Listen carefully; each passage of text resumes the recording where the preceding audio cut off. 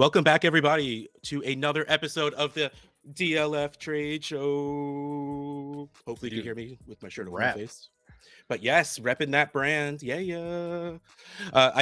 You do it every single day with your hat, and I don't own hats because, well, before the whole working from home thing, I did my hair every day. So I'm like, what am I going to do with a hat? I don't need a hat. That's going to ruin my hair. And I haven't done my hair in 3 years, but I still haven't bought a hat. Important conversations, yes. All right. This week is titled Players Russ Wants to Talk About. Because that's literally exactly what happened. I DM Addison this morning. I'm like, we're going to talk about these guys because I want to talk about them. He goes, okay. So here we are. So these are three players that I don't know if I have a problem with their value or just I have a problem grasping their value. It's not that this is their value and I have a problem with that. It's like, I want to believe this is where their value should be, but I have a problem fitting this, what appears to be a square peg in a round hole. So I wanted to see some trades. I wanted to get Addison's word on it. And if you listening/watching get something out of this, awesome, cool. If not, hey man, hopefully I do.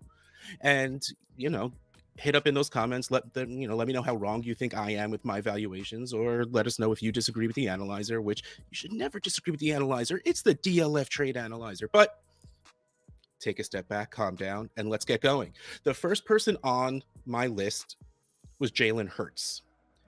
Here's my thing with Jalen Hurts. He's really good for fantasy. He did okay in real life. Like, I don't know if I would call him a good quarterback. I wouldn't call him a great quarterback. I wouldn't even really call him a very good real life quarterback. But once the Eagles turned into a pretty much run first offense, he did well enough, still got enough yardage with his legs, and threw enough touchdowns to still score a lot of fantasy points. And for us, that's what matters, right? But the problem is we play Dynasty where we need to feel safe that this person has a starting job next year, especially Superflex quarterbacks, because that gets expensive when people score as well as Jalen Hurts does. So Howie Roseman came out within the past few days and very unconvincingly said that Jalen Hurts is the starter for next. He was like, Jalen Hurts is our starter next year.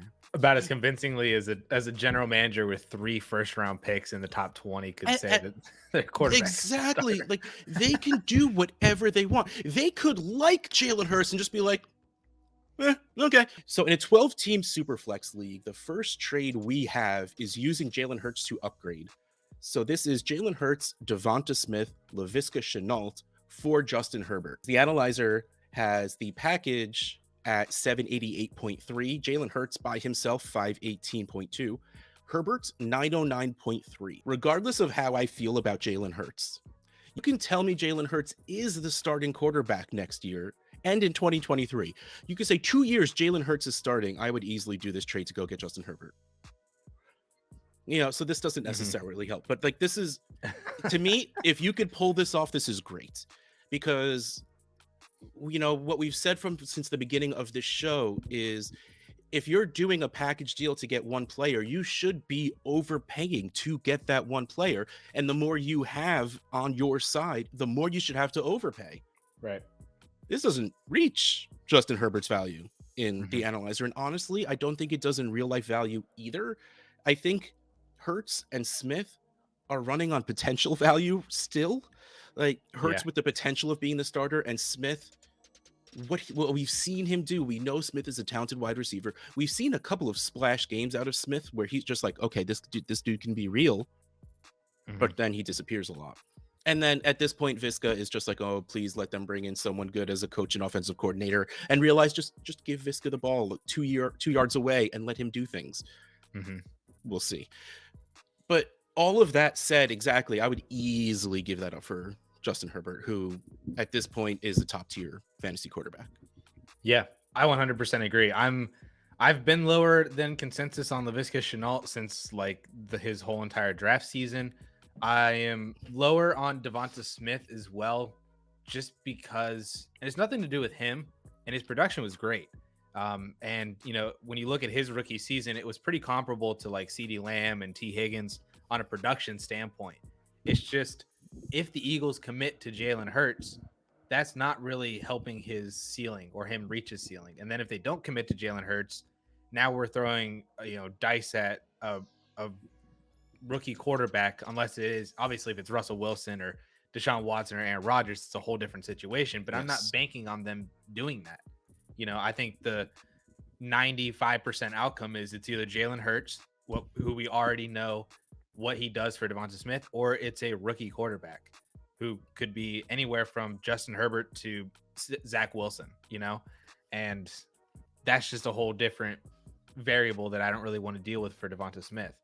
So yeah, and then you just plug in the fact that is Jalen Hurts the quarterback this year? Is he the quarterback next year? Just take all of that away and just give me Justin Herbert and I'm good to go. And you don't even need to worry about it. Less stress, everything. But I will say, I had a lot of hope for Jalen Reagor being the wide receiver 2 on the team. That did not pan out. So if they do bring in another better wide receiver, I feel bad saying that because I really like Jalen Reagor and I think he's talented. I don't know what didn't click in his brain, but I think they have those first round picks, right? And right in that teen range is like prime wide receiver pick situation over the past couple of years. Like they could get Treylon Burks. They could, draft Jameson Williams, who I think is overvalued as a first round pick. But, they could go for some other big body wide receiver or sign a free agent. They could get Juju, or maybe they get Chris Godwin, or, make a move for Michael Thomas or do something like that to compete to replace Jalen Reagor, but then compete for the already limited pass attempts that Jalen Hurts throws with Devonta Smith. And that's a whole other but situation. Then it'll be increased efficiency because you don't just have to guard Goddard and Smith and nothing else. Yeah. But again, that's a lot of speculation. Now, here is something that I think goes along with my line of thinking of the uncertainty. Like I could see this happening, talking to the people who made this trade and him being like, I didn't know. These are 2 guys that we are weird on. So I might as well get the young, well, they're the same age. I might as well get the guy I feel a little better about. So this trade is in a still 12-team Superflex. Jalen Hurts for Tua and a 22 second. I think Tua's the guy. I really do. I am such a fan of that man. And with Flores gone, That's why they fired him. That, and apparently they couldn't keep a coordinator or anybody in the staff for more than a season because everyone didn't like him. But like, I'm hoping with Flores gone, the Deshaun Watson stuff goes away, and at least they just commit to him. I'm past the point of hoping for the ceiling of Tua being a top 5 dynasty quarterback. He doesn't have the mobility he once did, unless the hip is still healing, which is a possibility because like that could have been career ending, but we're not here to talk about him. But so to me, I feel safer with Tua's job, and I can get a second on top of it. Okay, so I will lose out on a little bit of production, I think, between the 2 of them, but I'll feel safer and I get a pick on top of them. And they're still both young quarterbacks. The trade analyzer, by the way, 518.2 for Jalen Hurts. Tua comes in at 403.2, the second at 113.5. I mean, without the package adjustment, it's exactly perfect. With it, it's off by 20, like by 19 points. So like this is a perfect trade. This is like you were saying before about the Herbert trade, which is like, just get rid of all of that stuff and give me the certainty of this guy. Well, we're not 100% on Tua, 100% on Tua. I think that's kind of what this deal was like. It's just like, I know Tua is going to start next year. I can get Tua and a second on top. Cool. Let's do it. Yeah. This was more difficult for me though, because this is on the flip side where Justin Herbert was, you're paying for the upgrade. This one is now you are moving down a tier at quarterback, right? Yeah. Because Jalen Hurts at least represents QB1 upside. Like he was multiple times this year where he was the QB 6 through 9 and at least the top 10 quarterback. He didn't really give you a bunch of high ceiling weeks like a Josh Allen week, but he was constantly there in that QB 6 through 10 range almost every single week. Tua can't really do that. Tua is like Kirk Cousins, where it seems like you can predict when Tua is going to have a good game if he's playing against a bad defense. And I mean, he plays the Jets twice a year, so that's pretty helpful. So you at least have some of that. But it also seems like when he's not going to have a good game. And it also helps that he has Jalen Waddle. Maybe he has Mike Gesicki back. I'm assuming that Gesicki re-signs with Flores gone. That was another thing. I hope Devontae Parker is there. He just helps. He does well enough, right? Yeah, and maybe they draft somebody else or do something more, to bring in some more weapons there, or a running back or something like that he can dump it off to because they don't want to throw it to Gaskin. But yeah, this one is just basically how much risk are you willing to take on with Jalen Hurts to get the better production on a weekly basis? Because if you have another top 10 season from Jalen Hurts for one more year, is that worth paying for versus 3 or 4 QB 15 years with Tua, where you're, and in a super flex league, he's your QB2 1 week, and then you bench him for somebody else that you're streaming, and then you put Tua back in. Jalen Hurts is an every week starter for 1 year, 2 year. How much risk are you willing to take on for that? And that's really where this trade comes down to. And I'm sitting here staring at it, and I think if I were on a team that was decent, it's an okay team. 2 is my QB2, and I have that 22 seconds sitting there. Yeah. I think I would do this even if I'm uncertain about it. I mean, if it's a trade that gets a quarterback into Philly, I have to believe Hurts will be part of it. Mm-hmm. And fingers crossed he starts somewhere, and that saves some of his value depending on where he goes. Right. Though I assume if he starts anywhere, he has a lot of value again because of his legs. So I think this is a trade I would do anyway. Like, this is a trade I would do now feeling uncertain, because I mean, I think there's the strong argument that Tua isn't worth the 101 on his own at this point right now. No. So no. I think they might be somewhat equal, even though, again, it makes me sad because I do love Tua. So yeah, all right.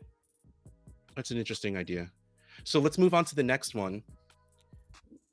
This is okay. So we have Jalen Hurts for a mid-first, a mid-second, and we cannot forget Dyami Brown.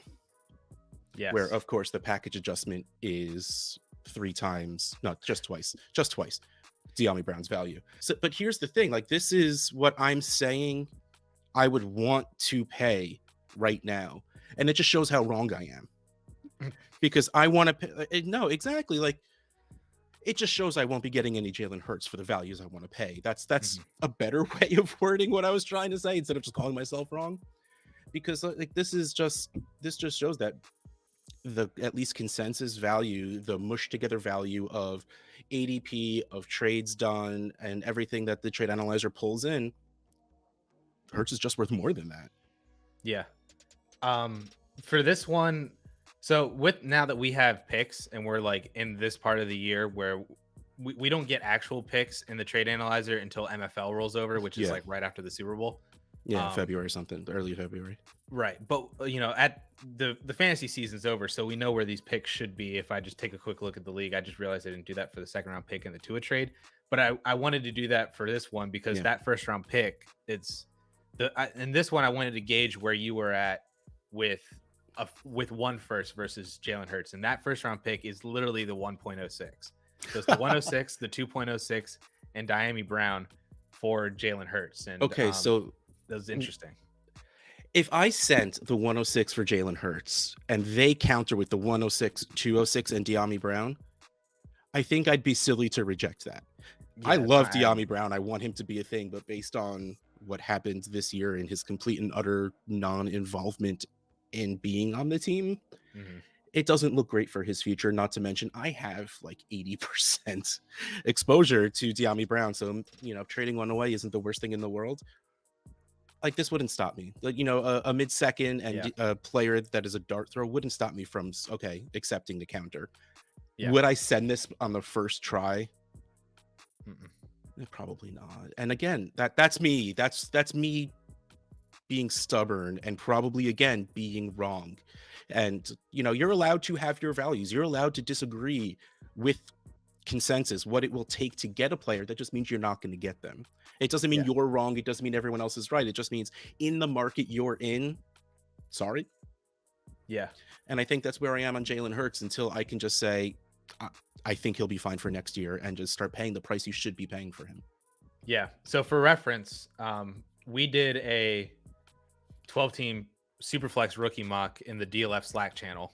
This was a week ago, maybe 2 weeks ago, but it was in the last couple of weeks. And for reference, the 1.06 was actually the first quarterback off the board. It was Kenny Pickett. So the top five, Matt Corral went 101. QB2, Kenny Pickett went 106. So between Corral 101 and Pickett, it went Burks, Breece Hall, Garrett Wilson, and Isaiah Spiller. So 2 of each position, then the 2 quarterbacks. And then after Kenny Pickett went Sam Howell and Malik Willis. We had a 3-run shot at quarterback there, right in the middle of the first round. So that's, if that's indicative of kind of how ADP is going to play out for Superflex rookie mocks, you're basically looking at Jalen Hurts versus your pick of the rookie quarterbacks. Maybe not Corral, but the rest of them. Howell, Pickett. And that's going to completely change once landing spots come up anyway. But right, you're right. From everything I'm hearing, this is the kind of year you will get a quarterback in the middle of the round. Kind of like what happened this past year, where you could have gotten Mac Jones, Zach Wilson, somewhere in the mid to end. 2 years ago, Justin Herbert at like the 107. This is one of those years where it's not just two or three guys up top. It's not that year where we push all quarterbacks straight forward and then just do the position players afterwards. That also could mean that the quarterbacks are not as worth it, though. So there's absolutely yes, 100% scale there. But yeah, so there's a reason they fall. Yeah. Yep, exactly.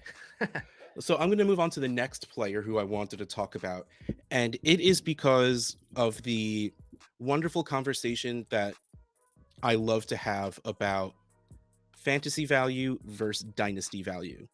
Now, the difference between those two is fantasy value has to do with scoring points. Dynasty value, purely hypothetical. It is, how do we value this guy versus everyone else for the next probably 2 to 3 years? So we have to put age in there, current situation with the free agents that are coming at the end of next year. Is their coach going to leave? There's so much stuff that goes into dynasty value. But fantasy value is this guy going to score me points this year? Is this guy going to score me points next year? Yeah. And do you know who scored a lot of points this year? Cooper Kupp scored a lot of points this year. Yes, he did. Cooper Kupp scored 83 more points than the wide receiver 2. The wide receiver 2 was Davante Adams.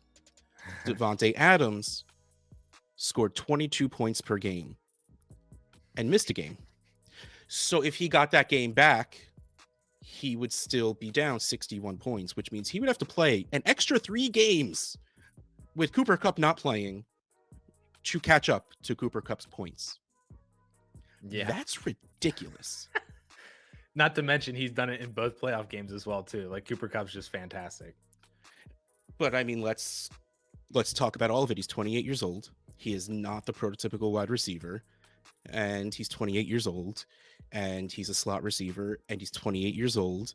And he's on the Rams. And he's 28 years old. I mean, like, that's the dynasty conversation. So let's talk about Cooper Kupp's value and these trades that involve Cooper Kupp. It is nice to see that in a 12-team, 1 quarterback league, he's worth 725.8 points. Like, that's a lot. And that shows that he is up there in even just the total value, the wide receiver values and all of that. He has an ADP on here listed at 17 and change. So we'll call it 18, which is also, again, great compared to what I thought it would be. Yeah, he's top 10. Yeah. Oh, well, he absolutely should be top 10, but the question... He is wide receiver 10 in January ADP. That's low. That is lower than it should be. To me... I agree. I can't go past, like, 6. Yeah, I literally said at the end of the year, I was like, Cooper Kupp should be a top 10 dynasty wide receiver, and people aren't ready for that conversation because he's turning 29 in June. So let's talk about these trades. 12-team, 1 quarterback, Cooper Kupp for a 22 early first, Zach Wilson, and a 22. Okay, that fell really fast. Okay, so this is pretty much Cooper Kupp for an early first, because again, this is 1 quarterback. So and let me clarify too. I believe I'm like 90% confident this is a 101. Okay. based So Cooper on Kupp how or the the 101? standings were. Okay, let me ask you a question. Cooper Kupp or the Superflex 101? Cooper Kupp. Cooper Kupp. The answer this year is one of those years where the Superflex 101 is probably, it's 50-50 with being the one quarterback 101 as well. Because it's either going to be, it's like everybody has Spiller or Burks as the 101 and one quarterback. And then it's like, do you put Matt Corral up there if he gets drafted somewhere good? Yeah. But yeah, this is one of those years where it might be the same player. That's a very fair point. But I mean, it just sounds like the 101 in Superflex sounds more impressive. Yeah, So that's why I really wanted to ask. And to me, yes, the answer is Cooper Kupp over that pick. So I would easily take Cooper Kupp over this. The trade analyzer agrees. Cooper Kupp 725.8, and the entire package, which putting an adjustment on this is just unfair with how low Zach Wilson and that fourth's value is. So I'm just going to add the 45 points back and say it's 659. Yeah, I mean, you're still off by Zach Wilson in the fourth, and you're off by a chunk, to make it actually kind of even. So let's move on to 12-team Superflex. And this one makes absolutely no sense. Like, why didn't you put this in the horrible trade? There is a Cooper Kupp horrible trade. Don't you worry. 12-team Superflex. Cooper Kupp for Devonta Smith and Amon-Ra St. Brown. This is not great, ladies and gentlemen. Cooper Kupp 519.5. Devonta Smith 277.4. Amon-Ra St. Brown 143.2. I don't know how to explain this one. This one is super easily Cooper Kupp. We've been saying over and over, getting young matters. Getting young is good in certain circumstances. That is tough to say. No, you don't give up value to get younger. This is giving up value to get younger. But the problem is, well, I guess it's not a problem, because if you're trying to get younger, chances are you don't want to win. But this is giving up production as well. A lot of it. Yeah. These two guys together are not going to come close to scoring Cooper Kupp's points. No. And I like Amon-Ra St. Brown. He's not what he was at the end of last year. I like Devonta Smith. I think he can be better than he was last year. Yeah, this is still pretty easily Cooper Kupp to me. This is so frustrating. And the reason why I included this, so first of all, Cooper Kupp's name on the Trade Finder, the trades that come up are just horrendous. Yes, like it's because it's such a weird. There are people that just don't care about the points he scores. It's the same thing with like when Jarvis Landry had that 10 touchdown year and he was like the wide receiver 2. People were still trading him like he was a wide receiver 20 because that's just what they have in their head. Yeah. Cooper Kupp needs respect in terms of what he and it sucks too, because there are a lot of dynasty analysts out there, and I've seen this over and over for the past month, is everybody's saying you need to trade Cooper Kupp now because he's going to be 29 in June and he just came off the best season of his career, and it was a historic fantasy season for wide receiver. It was the best fantasy season of all time at the wide receiver position, and he was like super close to breaking 2 NFL records, 17 games, but he was super close to yards and receptions. In terms of breaking records. So it was literally a historic season. And because he's going to be 29, you need to sell him. And my argument against this has been that what you're selling Cooper Kupp for is not what his value is actually, because, you're placing that discount on him being 29 years old, but you totally dismiss the fact that even if he's 29, he's going to be 29 in 2022, right? For the entire season.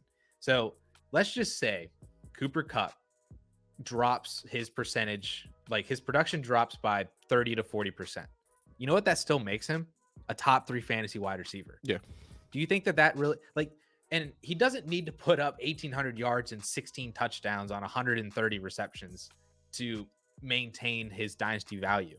But like, he could literally be Devontae Adams or Justin Jefferson or Tyreek Hill and be like a 1,200 yard and 10 touchdown receiver for the next 3 years when he's 29, 30, and 31. I don't think that's a stretch, considering the fact that he's not a speed guy. He's a slot wide receiver. He doesn't win on athleticism. So his career longevity is already, far surpasses other people that lose that type of their game as they get older. Not to mention the contract is there for the Rams. He's on one of the best teams in the league in the Rams. He's tied to Matthew Stafford. And like, none of that stuff is going away for the next 3 years. So I don't know why we want to trade Cooper Kupp just because he had the best season of all time. Like, Devontae Adams has questions if Is it Aaron Rodgers? Is he on a new team? There are questions there with Devontae Adams that Cooper Kupp doesn't have, even though Devontae Adams has been having the same type of production. There's questions with, Justin Jefferson, because does Jefferson have Kirk Cousins again? Jamar Chase is probably like the most stable. That's why he's wide receiver That's one. why he's one, yeah. Tyreek Hill is also really stable. He's tied to Patrick Mahomes. But he's also, like 28, right? Yeah, he's up there in age as well. And speed matters for him, but he's still faster than everyone else right now. So the touchdown was that was insane. But like Cooper Kupp deserves to be up there. There's questions with injuries about AJ Brown. There's questions about quarterback and even production with DK Metcalf on a weekly basis. Like there are all these different types of questions that Cooper Kupp does not have. But we are selling Cooper Kupp for Devonta Smith and Amon-Ra St. Brown because we need to get younger and the production cannot sustain. Yeah, I want to clarify what these people should be saying as opposed to sell him because he did so well. If you can sell him for what the production was, I mean, I don't like running backs. It's not a secret. In fantasy, I don't like running backs. And usually once a player hits the 101 in a one quarterback, whenever they become the running back one, sell, because they literally can't get any higher in value. Like they're at the top. The problem with this specific situation is Cooper Kupp's not at the top. He's apparently not the top 9, and it just drop the guy one more so I could say top 10. Come on, guys, make this easier for me. But there's so much in there that he should be higher up than. If you can sell Cooper Kupp, let's put it this way. If your team's bad, don't sell Cooper Kupp if your team's good. That's bad process. But if you're, lost, if Tom Brady actually retires and you lose him, and old running back and whatever, he's skirted by on like Leonard Fournette and James Conner. Exactly, like stuff that's not going to come through for you this coming year. Yeah, go sell Cooper Kupp, but the problem is make sure you're getting the value back of what he does and what, like Addison pointed out, can be doing for the next 2 years. Easy. Yeah, I definitely don't think if you can get the 101, I don't think that's bad. I think it's not bad, but like you should get more. The reason the 101 is good because it's more flexible than Cooper Kupp. Right. There's no stigma of being 28 or 29. There's no lock into a position. It's literally whoever wants it. So that's the only reason I would say it's. Yeah, but I still think, again, throw in a second and I'll feel better about it. But in the long run, does a second make a difference in that trade? No. But it's about feeling good in here. That trade doesn't make me feel good in here. Yes. So we're going to move on to another wide receiver whose value does not make me feel good in here. And that's Terry McLaurin. And I feel like we've talked about him, not like he wasn't the subject matter of an episode, but I feel like anytime I see his name, I feel the need to talk about him. He's really good at football. Yes. The problem is he's on a football team that is not really good at football. And has quarterbacks that are not very good at football. Yeah, well, they don't. Yeah. Oops. Okay. Terry McLaurin, up until the second half of this season, seemed to use a terrible phrase, quarterback proof. It didn't matter who was. Dwayne Haskins was throwing him the ball. Tyler Heineke, Brandon Allen, I think was a person's name at one point. Alex Smith for like 6 games or something like that. And McLaurin was always doing well. It just tailed off at the end of this season when Tyler Heineke wasn't looking good anymore. Like he was looking really, really bad. And so, maybe he's not DeAndre Hopkins quarterback proof where it didn't matter who was throwing the ball. DeAndre Hopkins was catching it, getting 100 yards and 2 touchdowns because he's nuked a bomb. And Terry McLaurin is not DeAndre Hopkins. I could say that with 100% certainty. They are not the same person. But again, Terry McLaurin is very, very, very good. And his value has tanked. Tanked. And the thing is, the stigma is so bad, I'm scared of trying to trade for him at this point. Now, don't get me wrong, I've done it anyway, just because someone sends me a trade and I'm like, oh, whatever, close enough. I'll just say yes. One of the many pleasures of being in a lot of leagues that don't cost a lot of money, you could just do okay and hit and accept a trade.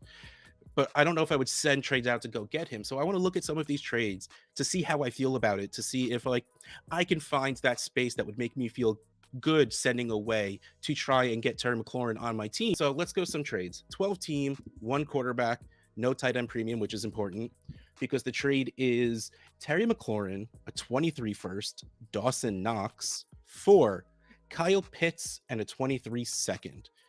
Now, this just isn't fair because everyone's just going to say, well, Kyle Pitts is on that side. I choose Kyle Pitts. I actually do think in no tight end premium, I think I want the McLaurin side on this. And I don't feel confident about it. But to me, give me the wide receiver that I think most weeks can score the same amount as the tight end I'm trading away. Again, non-premium. Mm-hmm. And then give me a first and a serviceable tight end to plug in every couple of weeks. Yeah. Okay. So yeah, you actually convinced me on that one because I was looking at this because I was like, man, this is Goldmine and Kyle Pitts versus Goldmine and the coveted 2023 firsts. Yeah. You know, it's like a battle here on who's going to win in this deal. And I think you convinced me on that one because Terry McLaurin and Kyle Pitts, production wise, will probably be close in a non-tight end premium. Yeah. Because they're both probably going to be like 70 to 80 for 1,000 yards and, 5 or 6 touchdowns if Pitts can score touchdowns. But that's like problem. It's fine. But that's where they're both going to be. So then, you get Dawson Knox, who has the ability to put up those spike weeks because he plays with Josh Allen, and maybe Emmanuel Sanders and Cole Beasley are gone. So then his targets get more stable on a weekly basis, but he has those spike weeks. He's a solid back end tight end 1 who can put up tight end 1 overall numbers. Yeah. And then you get the 2023 first and you roll that dice on, you get a really freaking good rookie that could potentially be, a top 3, top 5 pick or something like that in 2023, which is going to be super valuable. Already is, but will be even more as we get closer. Yeah, I think I agree with you on this one. And I think that you just hope that Terry McLaurin gets a quarterback. Yeah. You hope that he gets, man, is Mitch Trubisky like an upgrade? Because Trubisky at least gave Allen Robinson like 150 targets. And I firmly believe that if someone were to use Trubisky the way he needs to be used, like the way Nagy did for about 30 minutes before he's like, no, I don't care that Trubisky doesn't look terrible. He has to run my system, and then puts him back as a statue in the pocket. I mean, Trubisky can be, I'm going to choose my word very carefully here, serviceable. He can be serviceable. I don't know if he can be good. Definitely can't be very good. Definitely can't be great. But yeah, no, I would absolutely be more positive on McLaurin with Trubisky than I would right now. Yeah, because I think at least he would at least throw the ball. It's kind of like what we wanted with Fitzmagic, right? Where like we were just like, oh, Fitzpatrick will just throw the ball. He doesn't even care. DGAF guy. Yeah, exactly. So maybe there's hope for Terry McLaurin. I like him. I like him more as a buy low on the promise of getting a quarterback than guys like Cortland Sutton or Jerry G or somebody like that. I feel like I'm sorry. Don't mess with my heart with those guys. Come on. I'm sorry, but I just where like if you want to go out and buy one of the Broncos wide receivers, fine. But I think I would rather pivot and go to Terry McLaurin because at least he's the guy on the team. Yeah, exactly. That will be catching the ball that the new guy's throwing. That makes sense. It doesn't make me happy, but it still makes sense. But let's move on to the next trade, which is very interesting.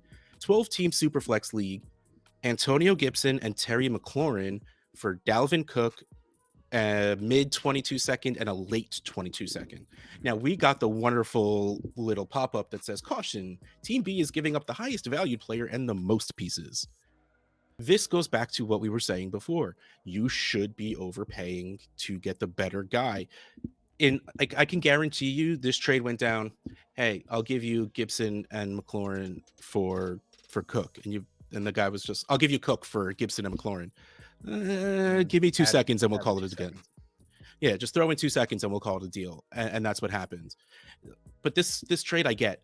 You're moving down off the age of the running back. Mm-hmm. You're getting, man, it's not really fresher legs with the way Gibson played because his legs were not great this season. But again, and they're both in Washington. That's a little rough. But I get this trade. I like this trade because I do believe that there is still upside in Antonio Gibson. I don't have Dalvin Cook on any of my teams, but this is the kind of move I would do, especially right now, because now is, if you can get value for running backs, go take your value for running backs. Mm-hmm.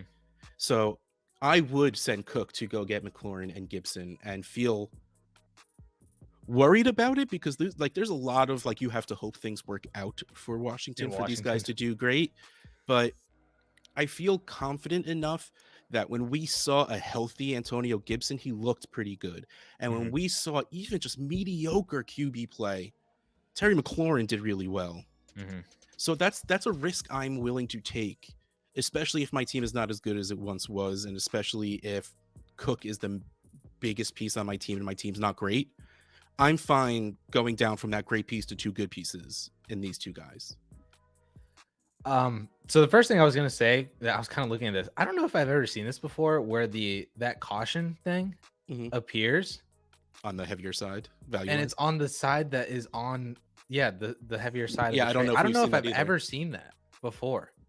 I don't think we have. That is weird. Yeah, I don't know.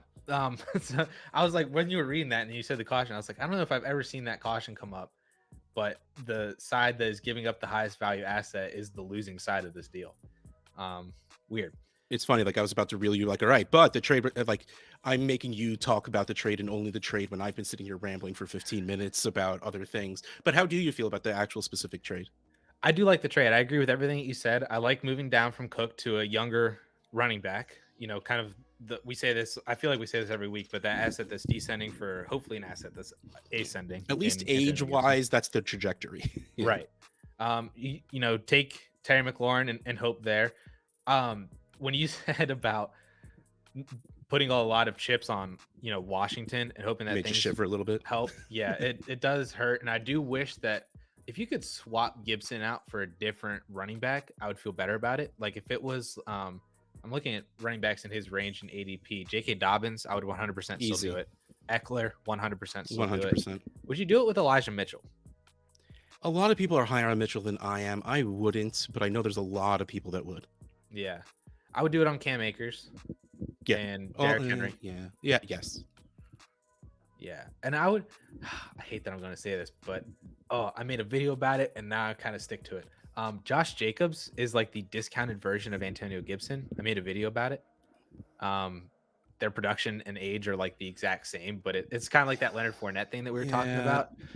It's funny. We did a video completely hating on Josh Jacobs, but his value finally reached the point where it's like, oh, he's producing more than this value now. So it's like, it's funny. Like it got so low. Like we're here on where we want to be able to pay for him. And all of a sudden his value is here. And then it's just like, wait, what? Okay. I like Josh Jacobs now. This is weird because he is that steady RB. He finishes as a top 10 running back because he's Frank Gore before the age decline. Frank Gore played every game. Frank Gore did well enough every game. And it's like, again, like Jason Witten is also always the best example of this. He always finishes as a top 10 tight end, but it's just because he was always there. It's not because he ever did well. It's just because he was always playing and always do. And that's what Josh Jacobs has turned out to be. And honestly, I'd be fine if that's what Gibson turned out to be. That's what I mean. That's basically what their production is the same. It's just Jacobs is way less expensive. So you could probably get away with doing like Cook for just Jacobs and McLaurin. You don't okay, so you do this, you get McLaurin and Gibson, then you go trade Gibson for Jacobs in like a second and call it a day. Yeah, or Gibson in a first, or I don't know. Gibson in a second for Jacobs in a first kind of thing. Oh yeah, one of those little fancy swaps. I don't know. I don't have Cook to start all of this, but that sounds like fun. Yeah. Speaking of fun, or really the opposite, I'm not sure. We'll find out when we get there. Here's our horrible trade. 12-team Superflex. I'm covering up the other side because I'm not ready for it yet. And this is Cooper Kupp for Michael Thomas and Kadarius Toney. What? Okay, Cooper Kupp. Hold on, and I just need to like gather myself for a second before I go into the values. Cooper Kupp is 519.5. Michael Thomas 174. Kadarius Toney 91.3. I'm going to put the adjustment back in because that doesn't even need to be there. 285.3. That's borderlining half. Now let's talk about this package for a second. There is the 1% possibility a good coach/coordinator comes into New York. Kadarius Toney stays healthy, and he's pretty usable in fantasy football. Oh yeah, if it's Brian Dabble, I'm pretty interested. They need a quarterback still, but coaching wise, they got that one down. But you're not going to need that great of a quarterback to hit a slant route or to do like a bubble screen, you know, to turn him into Jalen Waddle. Yeah, or you know, well, not what Jalen Waddle should be. The way Jalen Waddle was used are two very different things. Yeah, but like if he could stay healthy for this, yeah, that's great. That is probably decent wide receiver 15 to 20 production if you max it out like that. Like that's what he can be. Yeah. Michael Thomas, we're talking about again a 29-year-old guy that we don't necessarily know if he'll be on a team, if he's healthy, if he can. Like there's no understanding the point of doing this trade. You didn't get younger. I mean, you got Kadarius Toney, who's younger, but you also took on Michael Thomas, who is practically a toxic asset at this point. I got nothing. That's why it was weird, because I was like, this isn't Devonta Smith and Amon-Ra, where like you're moving the age for you're getting too youth. There's potential there. Michael Thomas both of those guys is just as old, if not older. Yeah, they're both listed at 28. So yeah, this is what I mean, man. People are undervaluing Cooper Kupp just because they hear the words "you need to sell Cooper Kupp," and so they just go out and do it, and they just sell him. And okay, so I'm gonna reword this for everyone. You probably should sell Cooper Kupp.